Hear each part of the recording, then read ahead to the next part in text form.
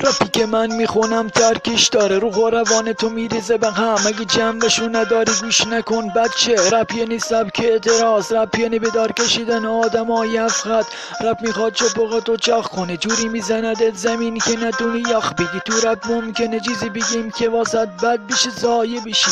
بهش میگیم رپو وصفش کنه، ترجیح میده خیابونو ورزش کنه. شما که همه کاور بازین به ما حق بیدین که از دیدنتون عاجز باشیم. اگه حق مردم رو به زور صاحب میشه، خودش رو قله ها میبینه. کافیه اون باله طوفان بشه، همه چیز تو میده به باد. این رب زحمت شب تا صبح، اراده کنم زیر دست و پا گمه. میتونم لهت کنم تو 20 دقیقه ای. فرق من و تو اینه که تو تنت به بچه خورده. واسه ما ادای گرگو در نیار بچه گربه. نمیخوام تو این رب شاخ بشم، میخوام استیل رب خوندن و بهتون یاد بدم. اومدم بهتون دست بدم، تو دل تک تکتون رو ترس بدم. ما که راه و روشمون رو خوب بلدیم. آهای شما اسکلا، کلاه خودتون رو بچسبین شما. اگه شک داری یخ داری، کافیه زیپ شلوارم و بیاره پایین خودش میاد. ایشه ها رو میگم تو فقط دهن تو واکن، بقیهش با من.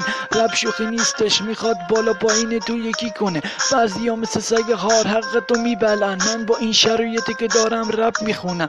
گزارشگر تو جم تیوی، خودتو جر نده که بهم اسم بدی. تو رپ خوندن هیته خاص داری، 6 و 8 نیست تو که بخوای برقصی گریه کنی و بخندی.